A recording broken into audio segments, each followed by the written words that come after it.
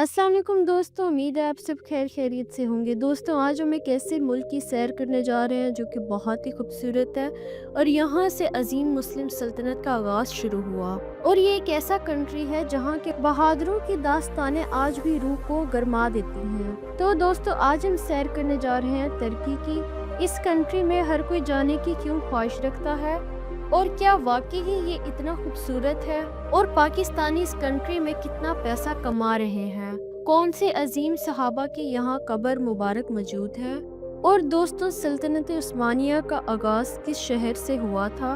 तो दोस्तों आज हम सैर करने जा रहे हैं तुर्की की। इसका ऑफिशियल नाम रिपब्लिक ऑफ तुर्की है। ये ऐसा कंट्री है जो एशिया और यूरोप दोनों बड़े आज़म में आता है। और दोस्तों इस कंट्री की कुल आबादी 8 करोड़ 5 लाख के करीब है और यहाँ 75% लोग शहरों में रहते हैं और सिर्फ 25% लोग गांव में आबाद हैं।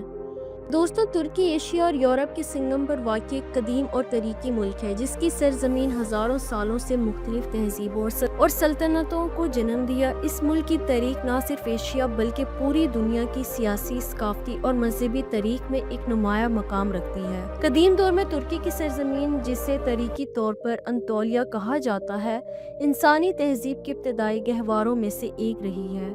यहाँ हिटाइटी सल्तनत तकरीबन 1600 कबल मसीह में कायम हुई। इसके बाद फिरजियन, लैडियन और पर्शियन सल्तनतों ने भी इस खिते पर हुकूमत की। और दोस्तों यूनानी और रोमी अदवार में 6ठी सदी कबल मसीह में यूनानी नौबातकारों ने अंतोलिया के साहिली इलाकों में बस्तियां कायम की, जिनमें एफेसस और ट्रॉय मशहूर शहर थे। बाद-ए-ज़ा रोमी सल्तनत ने अनातोलिया पर कब्जा किया और कस्तंतीनिया रोमी सल्तनत का एक अहम शहर बन गया।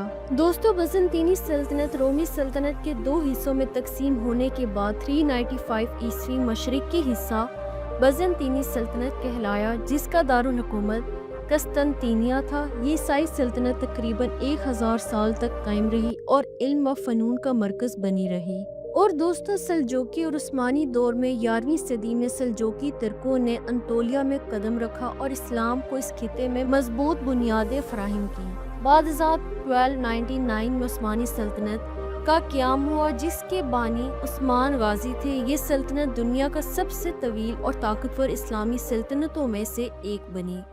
उस्मानी दौर में तुर्की ने यूरोप, एशिया और अफ्रीका के वसी इलाकों पर हुक्मरानी की। 1453 में सुल्तान मोहम्मद फतह ने कस्तंतीनिया फतह किया और इसका नाम इस्तांबुल रखा। 100वीं सदी में सुल्तान सलमान अजीम के दौर में सल्तनत अपने अरूज पर पहुंच गई। दोस्तों जदीद तुर्की का क़याम 1923 में मुस्तफ़ा कमाल अतातुर्क ने तुर्की को एक जदीद स्कॉलर और जमहूरी रियासत के तौर पर कायम किया। खिलाफत का निज़ाम ख़त्म किया, अरबी रस्मुल ख़त के बजाय लातीनी हरूफ मुतारिफ कराए, ख़वातीन को वोट का हक दिया, तलीम, कानून और फ़ौज में इस्लाहत की।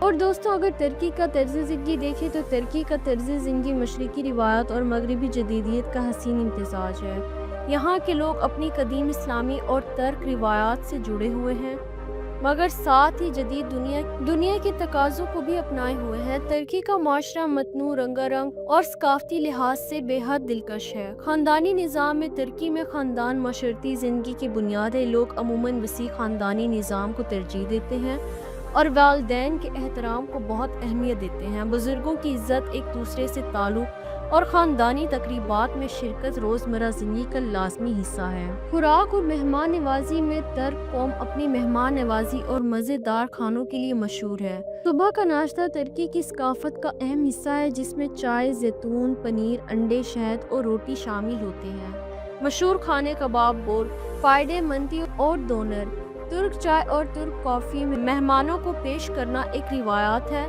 मेहमान के लिए एक कप चाय दरअसल एक पूरा खैर मकदमी पैगाम होता है। अगर मज़हब की बात करें तो रमज़ान में रोज़े, ईद की नमाज़ें और कुर्बानी जैसे मजहबी मौके जोश व खरोश से मनाए जाते हैं। अज़ान की आवाज़ पूरे मुल्क में गूंजती है और मसाजिद मशरती मराकज़ का किरदार अदा करती हैं। तालीम और ख़वातीन का किरदार देखें तो यहाँ के नौजवान तालीम याफ्ता, जदीद और बैनुल-अक़वामी सोच रखते हैं। ख़वातीन मुआशी, तलीमी और सियासी शोबों में सरगर्म किरदार अदा कर रही हैं। इस्तांबुल यूनिवर्सिटी और अंकारा यूनिवर्सिटी जैसी दरसगाहें इल्मी सतह पर मशहूर हैं। اور دوستوں اگر ثقافت اور لباس کی بات کریں تو ترکی کا لباس علاقہ وار مختلف ہوتا ہے۔ شہروں میں جدید مغربی طرز کا لباس عام ہے، جبکہ دیہی علاقوں میں روایتی ترک لباس اب بھی پہنا جاتا ہے۔ ترک کارپیٹ، ہاتھ کی بنی ہوئی اشیاء اور کلاسیکی موسیقی ترک ثقافت کی پہچان ہے۔ فن، موسیقی، لوک رقص جیسے حالے اور سما ترکی کی روحانی ثقافت کا حصہ ہے۔ روزمرہ کی زندگی کی بات کریں تو لوگ عمومی طور پر محنتی، ملنسار اور خوش گفتار ہوتے ہیں۔ شام کے وقت کیفے یا بازاروں میں بیٹھ کر چائے پینا اور بات چیت کرنا عام روایات ہے۔ ترکی میں صفائی، وقت کی پابندی اور ادب کو بڑی اہمیت دی جاتی ہے۔ شہری اور دیہی فرق یہ ہے کہ استنبول، انقرہ، ازمائر جیسے بڑے شہروں میں جدید شہری زندگی دیکھی جا سکتی ہے۔ دیہی علاقوں میں اب بھی پرانی ترک روایات اور مہمان نوازی کا نظام قائم ہے۔ دوستو اگر ترکی میں روزگار اور کام کا ماحول دیکھیں تو ترکی ایک مضبوط معیشت رکھنے والا ملک ہے، جو یورپ، ایشیا اور مشرق وسطی کے درمیان ایک اقتصادی پل کا کردار ادا کرتا ہے۔ یہاں روزگار کے مواقع مختلف شعبوں میں دستیاب ہیں اور محنتی افراد کے لیے ترقی کے راستے کھلے ہیں۔ معاشی پس منظر ترکی کی معیشت دنیا کی بڑی ابھرتی ہوئی معیشتوں میں شمار ہوتی ہے۔ تعمیرات، سیاحت، ٹیکسٹائل، گاڑیوں کی صنعت، زراعت، ٹیکنالوجی اور انفارمیشن ترکی میں سرکاری و نجی دونوں شعبے روزگار کے بڑے ذریعے ہیں۔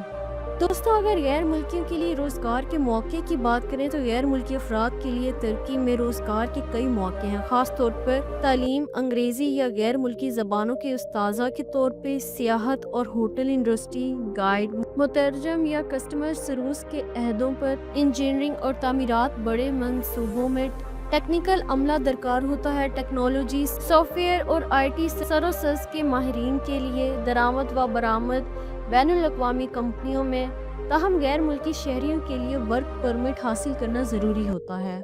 اگر تنخواہوں کی بات کریں تو تنخواہیں شعبے اور تجربے کے مطابق مختلف ہوتی ہیں۔ عام طور پر بڑے شہروں جیسے استنبول، انقرہ، ازمائر میں تنخواہیں زیادہ ہیں۔ ورکنگ آورز عام طور پر ہفتے میں 40 سے 45 گھنٹے ہیں۔ ملازمین کو سالانہ چھٹیاں، میڈیکل انشورنس اور بعض اوقات رہائش کی سہولیات بھی دی جاتی ہیں۔ اور دوستوں ترکی میں کاروبار کی بات کریں تو ترکی کاروباری مواقع کے لحاظ سے ایک پرکشش ملک ہے۔ غیر ملکی سرمایہ کار یہاں رائل اسٹیٹ، ہوٹل، ریسٹورنٹس اور ایکسپورٹ بزنس میں سرمایہ کاری کرتے ہیں۔ حکومت غیر ملکی سرمایہ کاری کی حوصلہ افزائی کرتی ہے اور کاروباری رجسٹریشن کے عمل کو نسبتاً آسان بنایا گیا ہے۔ اور دوستوں اگر ترکی کے مشہور مقامات کی بات کریں تو ترکی ایک ایسا ملک ہے جو قدرتی حسن، تاریخی ورثے اور اسلامی تہذیب کے اثار سے بھرا ہوا ہے۔ یہاں کے شہر اور علاقے دنیا بھر کے سیاحوں کے لیے پرکشش ہیں۔ ترکی کے مقامات مشرق و مغرب، قدامت و جدیدیت اور اسلام و یورپ کی تہذیبوں کا حسین امتزاج پیش کرتے ہیں، جیسے کہ استنبول، نیلی مسجد، توپ کاپی محل، آیا صوفیہ اور گرینڈ بازار۔ اور دوستوں انقرہ یہ ترکی کا دارالحکومت اور سیاسی مرکز ہے۔ انطالیہ، کپادوکیا، ازمائر، کونیا ایسے ہی کئی مقامات ہیں۔ ترکی کے یہ تمام شہر نہ صرف تاریخ، ثقافت اور قدرتی حسن سے مالا مال ہیں، بلکہ ہر ایک کا الگ انداز اور روح ہے۔ ترکی میں سیاحت کی بات کریں تو ترکی دنیا کے مشہور ترین سیاحتی ممالک میں شمار ہوتا ہے۔ قدرتی خوبصورتی، قدیم تاریخ، اسلامی ورثہ، جدید سہولیات اور مہمان نواز لوگ سب مل کر ترکی کو دنیا بھر کے سیاحوں کے لیے ایک خوبصورت منزل بناتے ہیں۔ ہر سال لاکھوں سیاح ترکی کے مختلف شہروں کا رخ کرتے ہیں تاکہ وہ اس کی مسجد، سمندروں، پہاڑوں، بازاروں اور ثقافت سے لطف اندوز ہو سکیں۔ ترکی کی سیاحت ایک ایسا تجربہ ہے جو انسان کو تاریخ، فطرت اور روحانیت تینوں سے جوڑ دیتا ہے۔ یہاں کا ہر شہر، ہر گلی اور ہر منظر اپنے اندر ایک کہانی رکھتا ہے۔ دوستوں اگر یہاں کے ویزے کی بات کریں تو ترکی دنیا کے ان چند ممالک میں سے ہے جو دنیا بھر کے سیاحوں کے لیے آسان ویزا پالیسی رکھتا ہے۔ پاکستانی شہریوں سمیت بیشتر ممالک کے لوگ سیاحت، تعلیم، کاروبار یا ملازمت کے مقصد سے ترکی کا سفر کر سکتے ہیں، جیسے کہ سیاحتی ویزا، تعلیمی visa, work visa, business visa, family visa. अगर कोई शख्स तुर्की में मुकीम है तो वो अपने अपने अहले खाना को बुलाने के लिए ये वीज़ा हासिल कर सकता है। तो दोस्तों, तुर्की का वीज़ा हासिल करना निस्बतन आसान है अगर तमाम दस्तावेज़ात दुरुस्त हों। ये मुल्क सियाहत, तालीम और कारोबार के लिहाज से जनूबी एशिया के लोगों के लिए एक महफूज, खूबसूरत और अमकानात से भरपूर मंजिल है। तो उम्मीद है कि मेरी आज की वीडियो आपको अच्छी लगी होगी। नेक्स्ट वीडियो के लिए इजाज़त दें, तब तक के लिए अल्लाह हाफ़िज़।